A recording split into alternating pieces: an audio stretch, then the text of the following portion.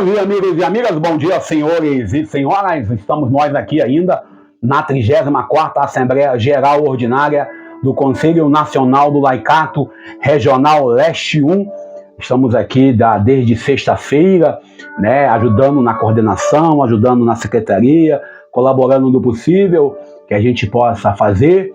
Primeiro, a gente hoje passa de forma rápida em sua timeline, já que estamos nesse domingo aqui no quinto domingo da quaresma. Eu já ia falar Páscoa, eu estou já viajando na maionese. É o cansaço desses 2 dias, né, de luta. A gente na Assembleia a gente tem certas obrigações e não tem como a gente não passar por aqui e não ficar com a cabeça verde fora do tom. No dia a dia já ficamos fora do tom, imagina participando de uma Assembleia. Estou aqui na Casa São Francisco, na Diocese de Duque de Caxias, aqui no meu querido Rio de Janeiro, Baixada Fluminense. É a minha querida cidade, onde minha querida Baixada, onde eu cresci na minha vida. Eu tenho paixão por essas terras, né? E eu fico olhando como nós tratamos nossa região. Bom, hoje é domingo, então estamos aí no 4º domingo da quaresma e nós vamos ler as leituras desse domingo. Jeremias capítulo 31, versículos 31 ao 34. O salmo é o Salmo 50, entre parênteses, 51, eu já expliquei, né? Existe a tradução Septuaginta e a tradução judaica. Nós, católicos, os católicos, seguem a tradução Septuagintas. E a segunda leitura é Hebreus, capítulo 5, versículos 7 a 9. Para quem tem um pouco mais de idade, igual eu, assim, acima dos 40, nós escutávamos na missa, né? Leitura de São Paulo Apóstolo, da carta de São Paulo Apóstolo aos Hebreus. Hoje já se fala que os Hebreus, a carta aos Hebreus, não é de autoria paulina. Alguém já ouviu isso, né? Então, às vezes, até eu mesmo já aconteceu de eu citar e isso aconteceu, então a gente hoje corrige isso. E o Evangelho de João, no capítulo 12, versículos 22 ao 33. Lembrando que nós lemos, né, e a gente não pode esquecer nunca, o Evangelho, semana passada, João capítulo 3, versículos, no caso, 14 ao 21, o Evangelho de semana passada. Para lembrar, complicou, né? Que a gente fica, às vezes, para lembrar é difícil. E a gente fica olhando, né, para o texto dessa semana. Essa semana tivemos alguns fatos, né? Primeiro, tivemos aí 11 anos do Papa Francisco.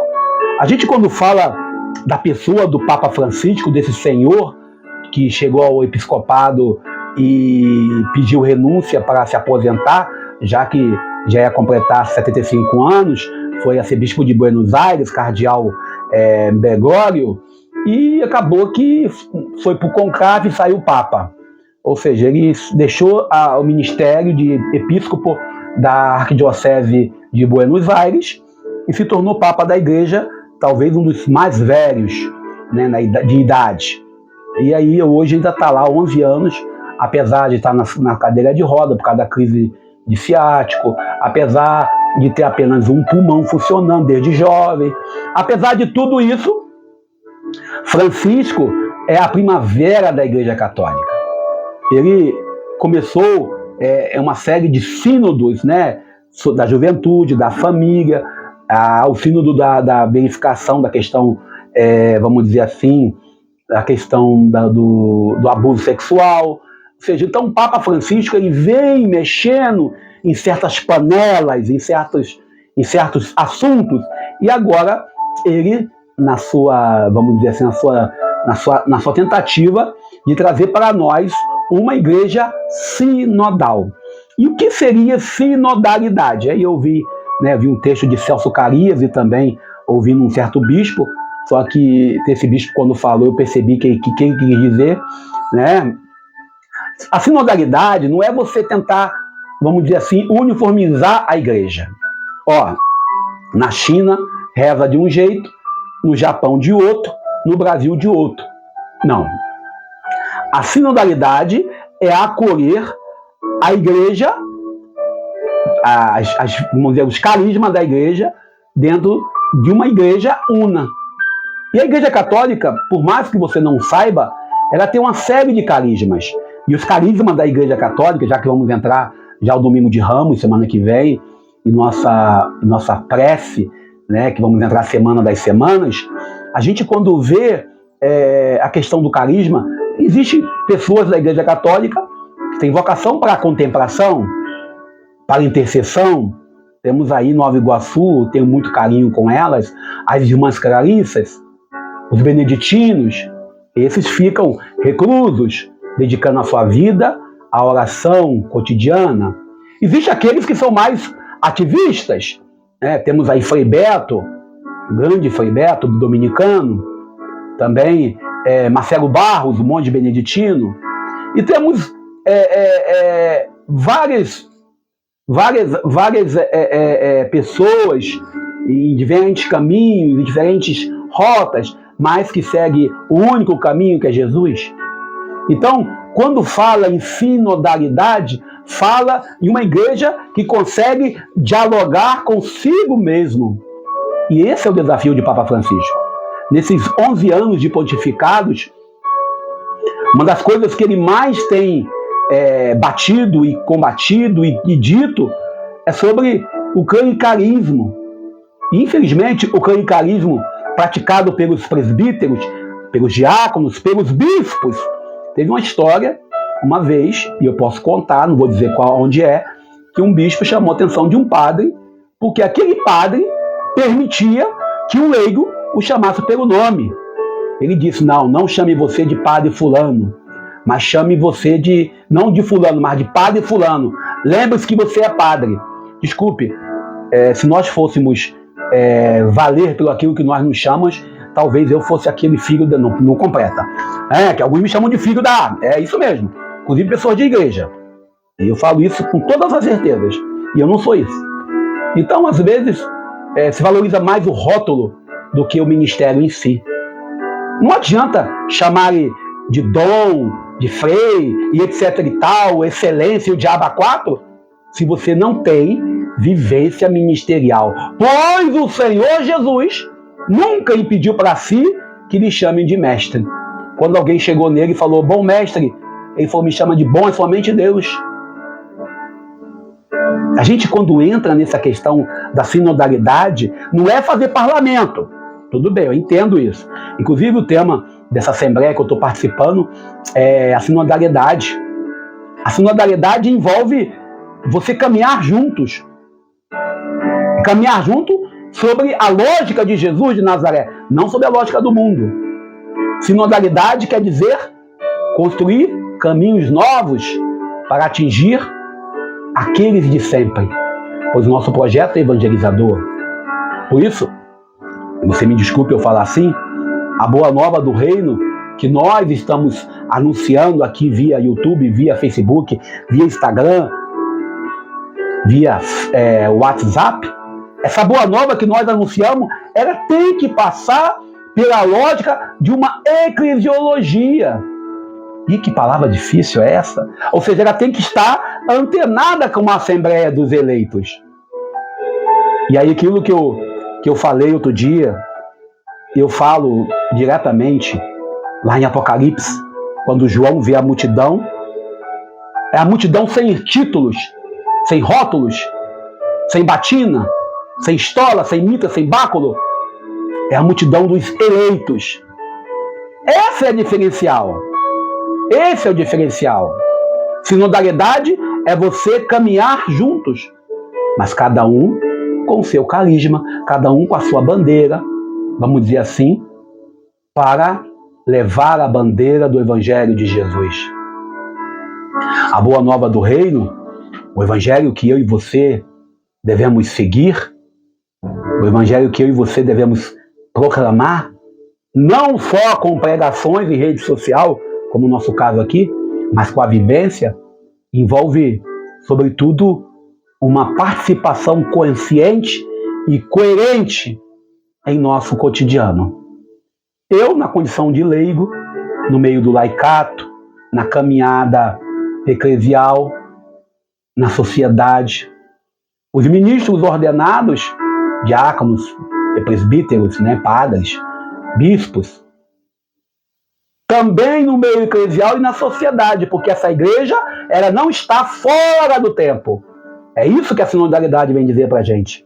A igreja não está fora da realidade. Não adianta uns e outros trazerem para nós uma estrutura medieval, invocar, eu sou o cara. No céu você nem ninguém. Se bobear, vai para o inferno.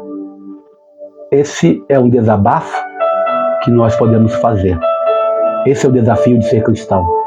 Reconhecer que nós somos limitados. Nós temos dificuldade. Nós temos as nossas dores cotidianas. Nós temos nossos sofrimentos. Mas nós não podemos perder a esperança. E a esperança hoje é Papa Francisco. Francisco, que revela para nós essa igreja que quer a participação de todos. Cada um no seu carisma, no seu dom, na sua, vamos dizer assim, na sua natureza. Senhores e senhoras, vamos juntos caminhar na sinodalidade de uma igreja sinodal. Não de uma igreja estrutural, uma igreja piramidal, uma igreja clerical, nem tampouco também uma igreja somente laical, né? Vamos saber que cada um tem seu espaço nessa igreja. E olhando para o evangelho de hoje, já que nós estamos aqui para isso, não para ficar fazendo análise de conjuntura, embora a gente faça, isso aí. Aí você vê aí uma situação aí de um certo cidadão que fala assim, eu sou, você não é ninguém. O grande eu sou é Jesus. Você não é ninguém, você é apenas um cristão que Deus lhe confiou, que a igreja lhe confiou o ministério. E esse ministério não lhe pertence, é da igreja. E a igreja ela é composta pelo povo de Deus. Né? E aí, como diz uma frase que eu ouvia muito, quando jovem lá na comunidade de São José, que está no trilho preparatório, a comunidade de São José dizia, a dona Nilza dizia assim, e eu concordo com ela, a igreja é de quem? É nossa. Não é do padre, não é do bispo, não é do diácono, não é da freira, não é do frei, é nossa. E nós somos de quem? Somos de Deus. E nossa quem? Padre, bispo, leigos, todos nós, diáconos, antes que alguém diga que eu estou sendo preconceituoso com os diáconos, as irmãs, os irmãos, os consagrados e consagradas, e todo o povo que forma a grande família dos batizados. Bem, o Evangelho hoje, já estamos chegando na Semana Santa, bem dizer, a semana que vem já começa o Domingo de Ramos, o Evangelho convida-nos a olhar para Jesus, conhecer a sua proposta, aprender com Ele, identificarmos com Ele e segui-lo. Interessante que aqui Jesus já tinha ultrapassado as fronteiras de Israel e alguém queria conhecer Jesus.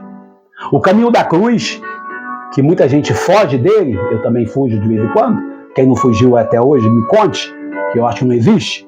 Até os santos um dia já fugiu da cruz. O caminho da cruz parece que, aos olhos da realidade, é loucura, como diz São Paulo Apóstolo. Um caminho do fracasso, da morte, mas esse caminho envolve o amor doação, o amor que brota da vida doada, o amor que brota da vida chagada na cruz do Cristo. Interessante é que os gregos queriam ver Jesus, aqui nesse texto de João capítulo 12, 22 ao 33, queria ver Jesus não porque Jesus era Deus, porque para os gregos era mais um showman. E às vezes nós somos showmans em nossas pregações, em nossas celebrações. Sabe, Deus quando envia seu filho, eu falei isso num encontro de cursilhos, e alguém ficou ofendido, mas eu não posso deixar de falar. Ele não enviou Jesus para morrer numa cruz crucificado de forma violenta. Nenhum pai, nenhuma mãe, e eu falo isso sempre, nós que somos humanos, criamos e cuidamos dos nossos filhos para que eles possam sofrer as consequências da morte violenta na cruz, da morte violenta na mão do tráfico, da morte violenta na mão da polícia, da morte violenta no acidente de trânsito, da morte violenta, seja qual for. Por isso, devemos não, como diz o pastor Henrique Vieira, lá no Congresso Nacional essa semana, eu ouvi a fala dele, ele dizia, devemos dizer não a todo tipo de morte. A todo tipo de morte.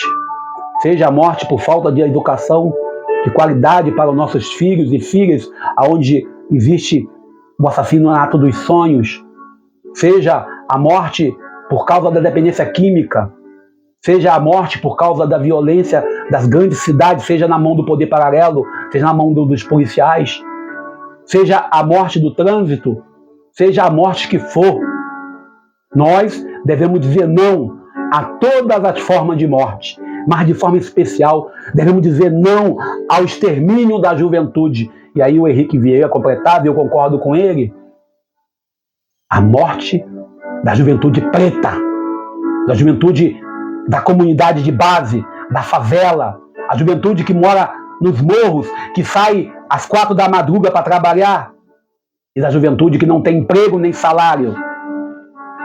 Enfim, a morte dos jovens. E Jesus, particularmente, de acordo com a nossa leitura, Jesus passa por essa morte violenta, porque havia uma ignorância no sistema, e a sua presença incomodava aqueles que usavam o poder do tempo. O caminho da cruz que nós estamos traçando não é um caminho de glória. Para quem se torna cristão, para quem é batizado, para quem assume ministério, sobretudo ministério ordenado,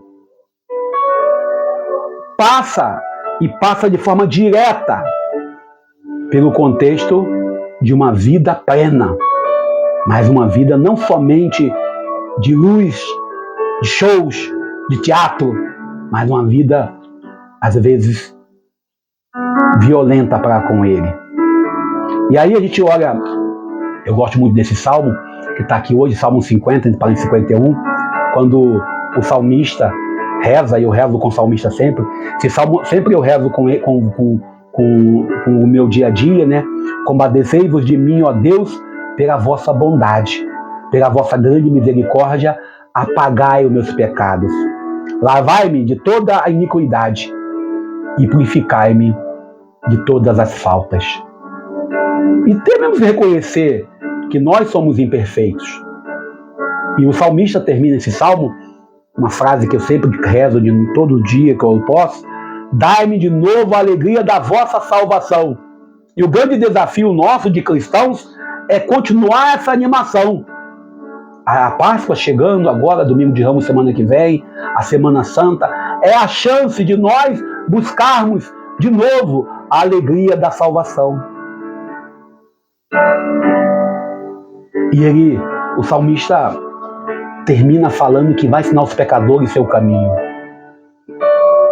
O autor sagrado do Evangelho de João, e eu deixo isso bem para nós aqui, traz para nós uma novidade que nós não podemos nunca esquecer. Jesus coloca essa fala: se o grão de trigo lançado à terra não morrer, fica só, mas se morrer, dará muitos frutos. Sabe, nesse tempo da teologia do domínio, que agora a palavra é essa, né? Nesse tempo da teologia da prosperidade, nesse tempo dessa teologia que só tem alegria, essa fé que muitos pregam nas suas igrejas, sobretudo na Baixada Fluminense, e aí eu falo esses cercos não sei do quê, aonde se prega uma fé mais emotiva, emocional. Quem ama a sua vida vai perdê-la. Ninguém quer perder nada. Quando fala em perder, a pessoa fica: eu não, Jesus. E seguir Jesus, aqui é a grande frase que eu gosto de citar: agora minha alma está perturbada, hei de dizer. Ou seja, Jesus sabia, certamente, estava tudo planejado. Às vezes nós, em nossas vivências comunitárias, em nosso dia a dia, sabemos que a coisa não está fácil. Mas se para nós, que às vezes ficamos achando que somos vítimas do mundo, para Jesus não foi diferente. Só que Jesus não ficou dando de coitadinho. Não podemos ficar também dando de coitadinho. Precisamos arregaçar as mangas e partir para a missão. Partir para a construção dessa igreja sinodal, dessa igreja onde nós, como povo batizado, temos deveres e obrigação, que também ninguém quer dever, ninguém quer obrigação. As pessoas só querem aleluia, aleluia, aleluia, glória a Deus. Mas quando fala que tem que, como diz a canção lá, a alegação do meu amigo, nosso amigo, né, Sandro Mato de Jurandir, tem que varrer a igreja, ninguém quer. Tem que pintar a parede da igreja, ninguém quer. Mas na hora que tem que aparecer lá no altar, todo mundo quer. Tem que pagar o dízimo, ninguém quer. E Jesus, nessa oração que ele faz, quando ele fala da dor que ele toma, a voz vem dizendo: já glorifiquei e tornarei a glorificá-lo. Sabe, a gente está desempregado. A gente está passando por algumas dificuldades. E aí aquilo que eu cantei essa semana com vocês, quem está no nosso canal ainda pode rever aí, né? Eu botei terça-feira, não estiver errado, não condene. Terça-feira eu coloquei: Deus é Deus. Se a porta abrir, ele é Deus. Se a porta não abrir, ele também é Deus. E nós devemos ter essa consciência. Que independente das nossas escolhas erradas, independente das nossas falhas, nós devemos ter consciência. E aquilo que Padre Mauro está na ata da Assembleia que eu li ontem, sexta-feira à noite, eu escrevi a ata 1 ano atrás, ontem à noite. Independente da minha condição, se eu estou desempregado, se eu estou desempregado, se eu tenho saúde, se eu estou vivo ou morto, e às vezes nós estamos mortos para certas pessoas, e sobretudo para a eclesiologia clericalista que nós temos em nossas igrejas, e eu quero continuar morto para esse tipo de ideologia, Deus nunca muda. Por isso, Jesus, quando faz essa colocação, ele faz essa colocação pública. E encontrar-se com Jesus não é encontrar com ele para ficar lá chorando, extasiado, como diz Padre Mário. Não é para a gente poder seguir Jesus para poder ter algum tipo de satisfação pessoal, mas é segui-lo para levá-lo para o outro. Sua vocação não é pregação, sua vocação não é cantar. Eu, praticamente cantando, pelo amor de Deus, não façam isso com o povo. Sua vocação for a adoração, a contemplação, faça do jeito certo. O Senhor que os gregos vão visitar, o Senhor que nós vamos visitar, é o mesmo. Mas como nós reagimos? Os gregos estavam seguindo pelo modismo da época. E seguir Jesus não pode ser pelo modismo. Por isso, o salmista, por isso eu falo do Salmo, ele traz para nós logo no início, esse pensamento: compadecei-vos de mim, ó Deus, pela vossa bondade. Pela vossa grande misericórdia, apagai os meus pecados. Lavai-me de toda a iniquidade e purificai-me de todas as faltas. Por isso, aquilo que a gente fala, por minha culpa, minha tão grande culpa. Mas não podemos ficar. Essa semana que antecede a Páscoa, o Domingo de Ramos, nós devemos buscar o sacramento da confissão para os lavados, remidos, para quem é católico, para quem tem na sua igreja a chance, reconhecer as suas falhas para recomeçar na nova semana que vai chegar. Na semana nova, na grande semana das semanas. Bom, eu fico por aqui, continuo na Assembleia, vou embora meio-dia e meia, 1h, assim que liberar aqui. Hoje, dia de eleição, para quem vai ser candidato a delegado nacional na Assembleia, que vai ser em Manaus. Eu não sou candidato, não tenho condições de ir, nenhuma condição de desemprego não permite, e se eu estivesse trabalhando como ano passado, eu não podia ir porque eu tinha que trabalhar.